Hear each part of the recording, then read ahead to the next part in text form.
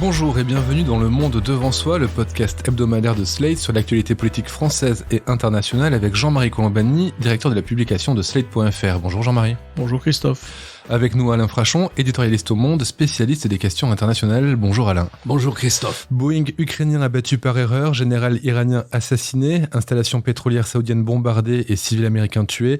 Ces dernières semaines, les relations entre Iran et États-Unis ont pris une tournure pour le moins inquiétante.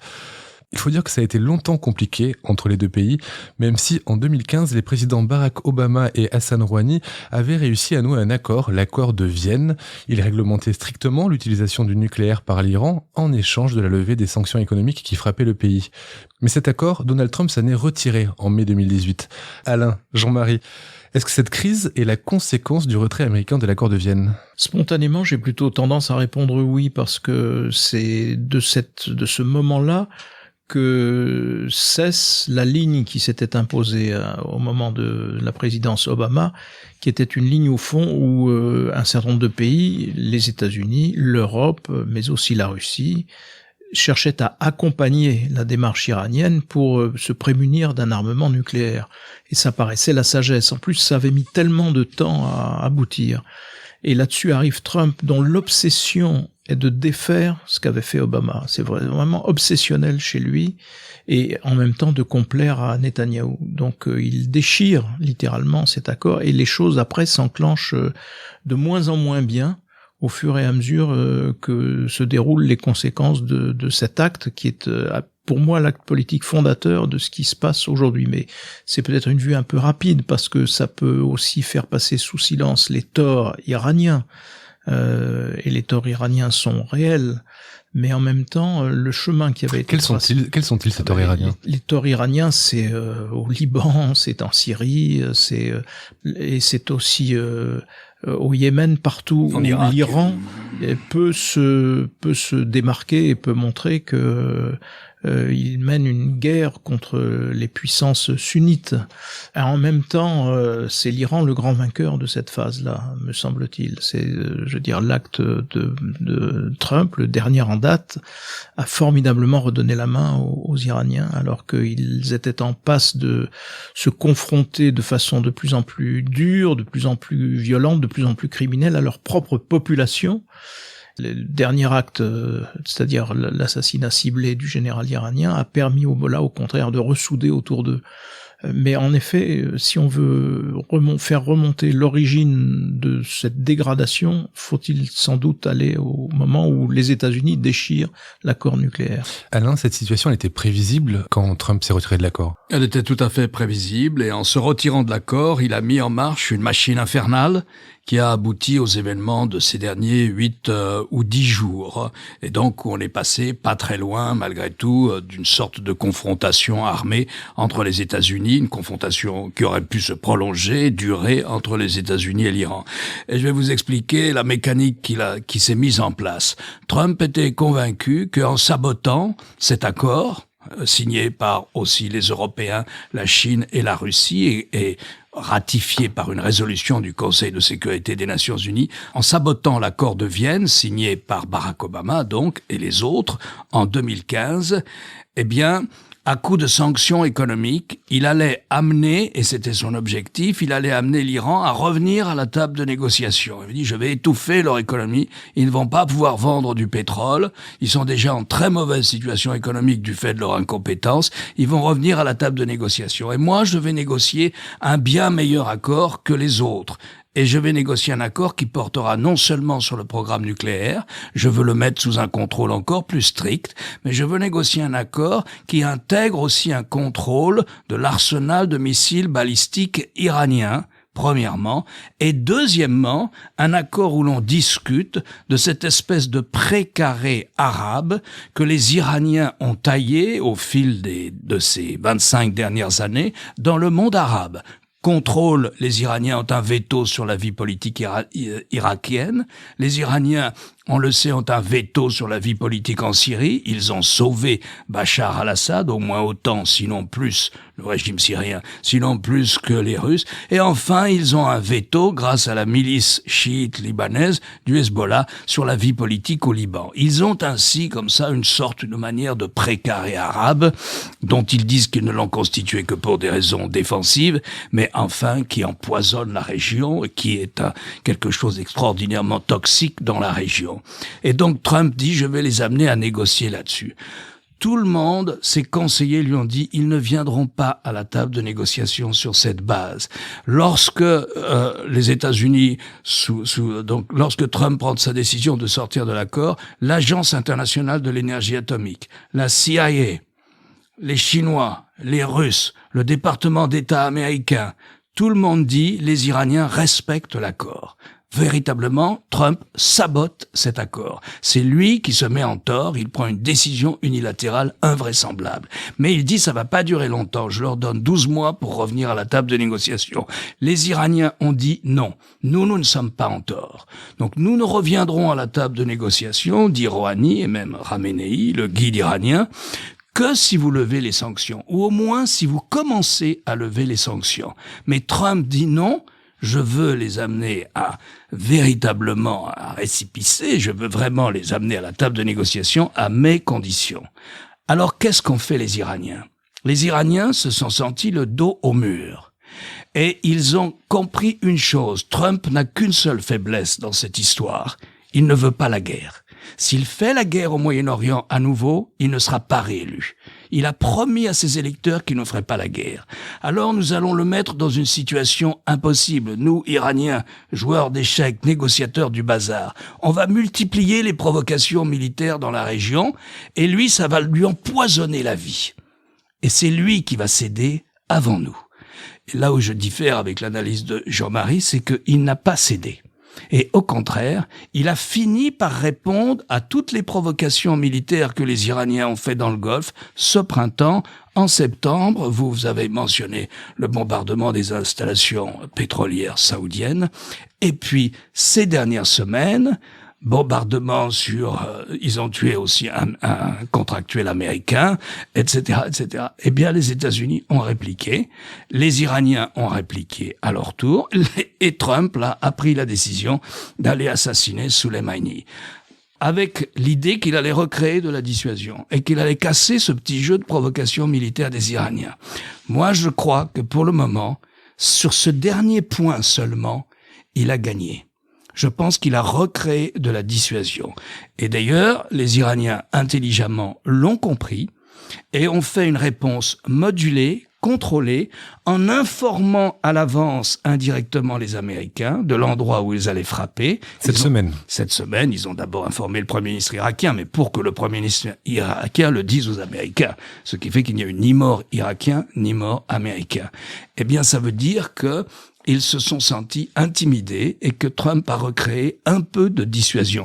Alors avec un tas d'effets collatéraux, donc esquissés par Jean-Marie, qui font que c'est vrai que les Iraniens ont aussi gagné des cartes dans cette histoire. Mais voilà, à mon avis, la machine infernale dans laquelle on se retrouve. On y est à nouveau. Rien n'a changé de ce point de vue. Moi, je nuancerais sur un point ce que vient de dire Alain, qui est évidemment très éclairant, c'est que, en fait, la situation de chef de guerre n'est pas contraire à la réélection de Donald Trump. Au contraire, aux États-Unis, il y a une tradition bien établie, on ne destitue pas un chef de guerre. Et moi, je me souviens très bien que, en lançant la guerre d'Irak, George Bush s'était prémuni et avait assuré, en fait, sa réélection.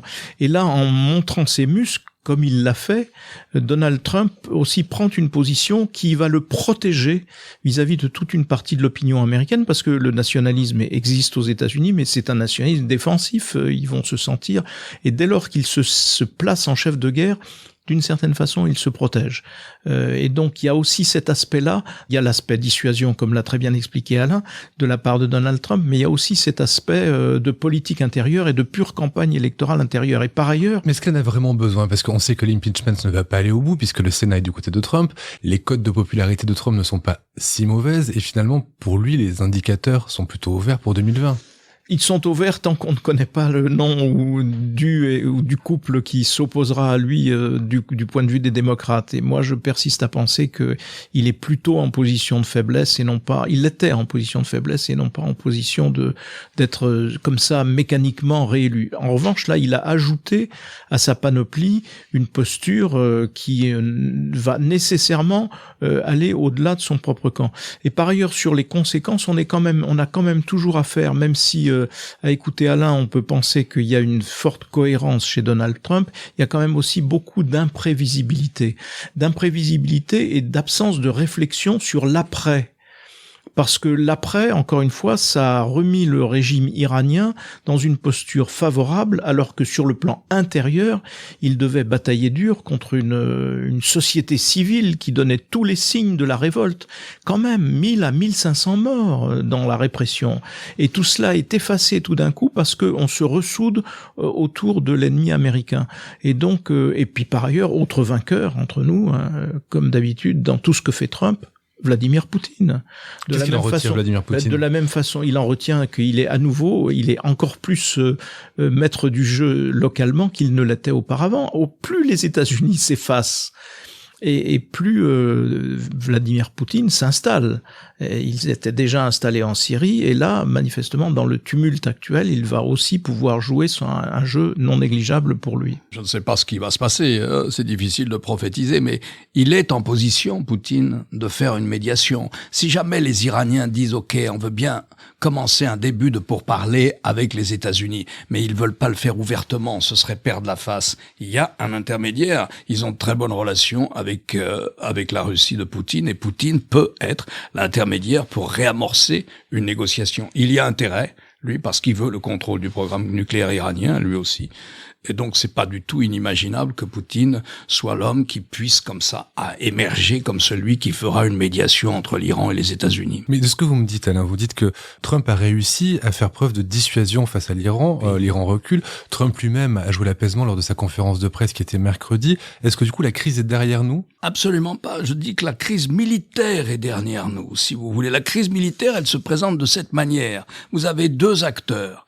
Un acteur qui ne veut pas la guerre, même si c'est vrai que la position de chef de guerre, c'est toujours favorable pour le président américain, c'est vrai. Mais fondamentalement, il ne veut pas la guerre. Il a promis à ses électeurs qu'il se retirerait de cette région maudite du Moyen-Orient. Il n'y arrive pas, ça lui colle au basque et ça l'empoisonne. Et de l'autre côté, vous avez un Iranien, Khamenei, qui a une représentation du monde à peu près aussi caricaturale que celle de Trump, qui lui non plus ne veut pas la guerre, lui pour une raison très simple. Son régime est sur la défensive. La République islamique est impopulaire. Elle est un échec économique, social, voire même stratégique, et donc elle est impopulaire. 400 morts, peut-être plus en décembre pendant les émeutes, des milliers de blessés, des milliers d'emprisonnés à nouveau. Donc, si vous voulez, son régime est sur la défensive. Il ne veut pas la guerre. Il perdrait la guerre face aux États-Unis. Il le sait très bien. Il n'a pas les moyens. Il peut même mettre la région à feu et à sang, mais il perdra la guerre. Deux acteurs qui se confrontent militairement, ni l'un ni l'autre ne veut faire la guerre. Ok. Alors, il y a un affrontement armé. On s'arrête. Trump, les Iraniens sont intelligents. Ils se disent qu'il faut pas acculer Trump à faire la guerre, parce que eux vont perdre. Et donc les deux parties n'ont pas intérêt à faire la guerre. Et donc il faut une réponse extrêmement modulée, extrêmement nuancée, les Iraniens. C'est très iranien, très pensé, si vous voulez. Ce qui les inquiète, c'est l'imprévisibilité de Trump. Mais en ce sens, son imprévisibilité est une manière d'avantage stratégique. Ça renforce sa dissuasion. Il est capable de tout, même de choisir l'option que lui déconseillaient ses propres militaires. L'assassinat du général Soleimani. Donc, si vous voulez, on en est là. Non, la crise recommence. Trump aurait pu dire, s'il était grand seigneur, s'il avait le sens du long terme, il aurait pu dire, OK, les Iraniens semblent sur le recul, je propose de lever quelques sanctions pour amorcer une négociation, voire des mesures de confiance ou de rétablissement d'un minimum de confiance entre nos deux pays. Il ne l'a pas fait. Il ne l'a pas fait. Je pense que les Iraniens auraient peut-être saisi l'occasion, mais il ne l'a pas fait. C'est toute sa limite à Trump. Il reste convaincu qu'il va les épuiser. Il a pris de nouvelles sanctions économiques. Dans le même souffle, il dit deux choses. Tout est son contraire dans sa conférence de presse mercredi dernier. Il dit « Nous voulons une négociation avec les Iraniens. Nous sommes prêts à la négociation. Je l'ai toujours dit. Mais nous allons prendre de nouvelles sanctions pour les acculer. » Le problème, c'est que dans son équipe, peut-être pas lui, parce que ça l'intéresse pas, mais dans son équipe, il y a des gens que ça n'intéresse pas non plus d'amener parmi les Américains, notamment Pompeo, le secrétaire d'État, et sans doute le vice-président Pence aussi, Mike Pence.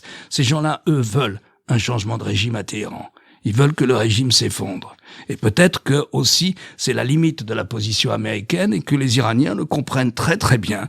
On est revenu au point de départ. Quelles sont les alternatives justement en cas d'effondrement du régime, en cas de changement de régime à Téhéran? Je n'en connais pas. Je pense que c'est un type de régime tellement verrouillé qui a sa base, c'est un régime très compliqué, qui n'est pas une dictature classique. C'est une dictature à plusieurs têtes, sans arrêt en train de négocier entre eux, mais qui, à mon avis, est à bout de course, qui n'arrive plus à prendre une décision ferme. Je ne sais pas, j'ai toujours imaginé, pour connaître un peu l'Iran, que la solution viendrait de l'intérieur du régime, que Rouhani, peut-être, prendrait la place de Khamenei. Celui-là est un homme âgé, le guide, c'est lui qui est le vrai patron, et que le président actuel prendrait sa place. Mais, si vous voulez, depuis que Trump a quitté l'accord sur le désarmement nucléaire, sur l'accord de contrôle du programme nucléaire iranien, depuis ce jour de mai 2018, les durs ont balayé les gens comme Rouhani. Rouhani ne joue plus un grand rôle à Téhéran, même si le guide le préserve. Mais les durs se sont emparés du régime. Or, les durs, c'est la même chose qu'à Washington. Ces durs ne veulent pas de l'accord de Vienne, parce que fondamentalement, ils veulent que l'Iran soit un pays du seuil, c'est-à-dire un pays qui, sans avoir l'arme nucléaire, est capable de se doter assez vite, en un an, de l'arme nucléaire s'il le faut. Il y a une persistance et il y a une grande constante dans la politique extérieure américaine qui était déjà vraie du temps de Bush et qui est de favoriser la main du régime iranien.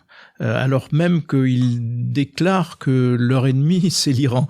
Mais déjà, la guerre d'Irak avait formidablement renforcé la main de l'Iran, puisque ça a permis, in fine, à terme, mais ça c'était visible au moment où la guerre, c'était d'ailleurs un des grands arguments de Jacques Chirac pour refuser d'aller faire cette guerre, et très très vite on a vu que ça renforçait la main de l'Iran, et c'est aujourd'hui la mainmise de l'Iran sur l'Irak.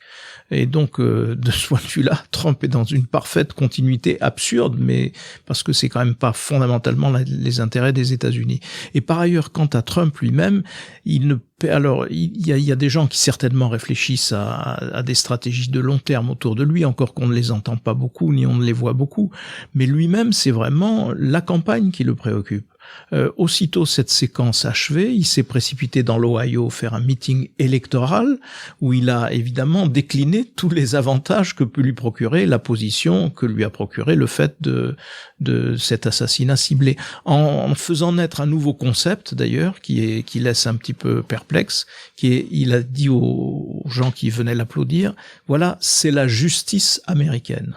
Donc avant on parlait de la Pax Americana, on parlait de la paix américaine. Là maintenant, selon Trump, il existe une justice américaine, justice entre guillemets en effet. Donc et on voit bien que là on est exclusivement dans des préoccupations de campagne électorale. Comme ça a été le cas, j'imagine, quand il s'est attaqué commercialement à la Chine ou quand il s'est attaqué diplomatiquement à Kim Jong-un. Pour revenir sur le cœur de l'Iran, le général Soleimani n'était pas particulièrement apprécié au sein du peuple iranien. Il était même très craint, j'imagine. C'est pas tout à fait ça. Soleimani avait une fonction très particulière dans l'appareil iranien. C'est intéressant parce que c'est une vie qui commence comme un jeune gardien de la révolution, donc qui va se battre lorsque l'Irak attaque l'Iran pour faire tomber la République islamique. Saddam Hussein, le dirigeant irakien, attaque l'Iran en 1980. Et lui est un jeune gardien de la révolution, il travaille dans le bâtiment et les travaux publics, il est ouvrier et il est très brillant. Pendant la guerre, il est très courageux, il reste dans le corps des gardiens de la révolution. Mais il commence en Irak. Sa carrière commence en Irak et elle s'arrêtera en Irak. Donc, il va finir par incarner non pas l'appareil de répression intérieure, mais l'appareil d'expansion extérieure de l'Iran. L'Iran est une puissance qui veut être la puissance prépondérante au Moyen-Orient. Ça dépasse la République islamique, c'était aussi l'ambition du régime qu'il y avait avant, celui du Shah, et c'était, une sorte d'ambition perse comme ça, de vocation naturelle à être la puissance prépondérante dans la région. Lui, il incarne l'homme qui a réussi cela, avec les gardiens de la Révolution. Et dans le corps des gardiens de la Révolution, il dirige une unité spéciale qui s'appelle l'unité de Jérusalem, l'unité Al-Quds, qui est censée libérer un jour Jérusalem. Et cette unité Al-Quds, c'est elle qui a formé des milices dans le monde arabe en s'appuyant sur les minorités chiites du monde arabe. L'Iran est une puissance quasiment à 100% chiite et la République islamique entend incarner une révolution chiite, matinée de chiites, un cocktail assez bizarre comme ça, mais assez toxique. Et donc, en s'appuyant sur les minorités chiites arabes, enfin en Irak, il s'agit de la majorité chez les Arabes, mais en Syrie, c'est quasi ultra minoritaire, et au Liban, c'est minoritaire aussi. Il a constitué des milices armées Soleimani. Et il a eu cette idée que nous n'avons pas besoin d'avoir une armée conventionnelle très puissante comme était l'armée syrienne ou l'armée égyptienne ou l'armée irakienne, ça ne sert à rien. Il nous faut avoir un instrument de lutte asymétrique très puissant et très performant. Et cet instrument, il a deux composantes, des milices au sol et des missiles. Milices et missiles, missiles et milices. Et c'est toute la force de l'Iran, et c'est un coup de génie militaire. Lui, il incarne ça.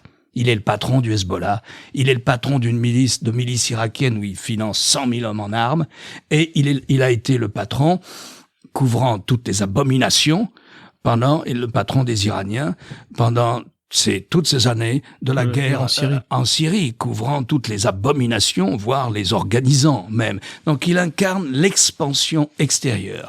Ce faisant, c'est vrai aussi qu'il a été l'homme qui, le premier et le plus efficacement, a lutté contre l'État islamique, contre Daesh, lorsqu'au printemps 2014, Daesh a commencé à s'emparer des villes irakiennes et puis à franchir la frontière et à s'emparer de la ville syrienne de Raqqa.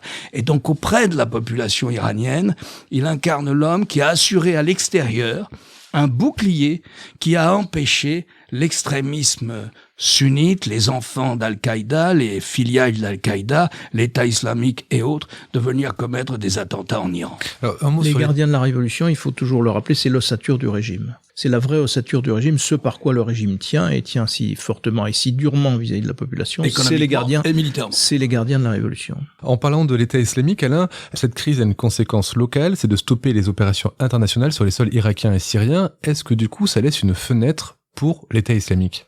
Bien sûr, ils ont commencé. On estimait qu'il n'était plus que 5 à 6 000 dans la vallée de l'Euphrate, à cheval sur la frontière irako-syrienne. Maintenant, on dit que c'est 10 000, voire 15 000. Bien sûr, et là encore, Trump, pour revenir à ce que disait Jean-Marie tout à l'heure, sur tous les aspects négatifs de sa politique iranienne, mais là encore, Trump, iranienne et régionale d'ailleurs, mais là encore, Trump en abandonnant les Kurdes, qui ont quand même eu 11 000 morts dans la bataille contre l'État islamique en Syrie, eh bien, en abandonnant les Kurdes, il a commencé à renforcer ou à favoriser un renouveau de l'État islamique, de Daesh, dans la vallée de l'Euphrate, et on est confronté à ça maintenant. Et avant de terminer, j'aimerais bien qu'on revienne en Europe. Dans cette crise, la France et l'Europe ont eu un rôle très timide. Elles ont été cantonnées presque au rôle de figurant, Jean-Marie. Oui, mais enfin, c'est toujours la même chose. On peut toujours dire que l'Europe est absente parce que l'Europe, pour le moment, ne s'est dotée d'aucun instrument d'existence ou de puissance.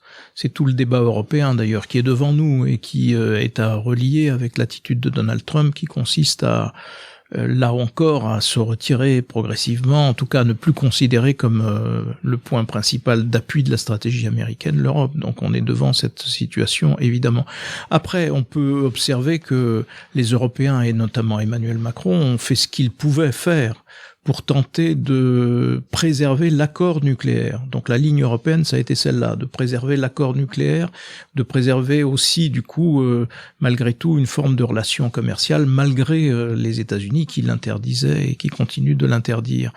Voilà, simplement, ça n'a rien donné. Il faut pas oublier non plus que les Iraniens ont fort peu répondu à cette attitude.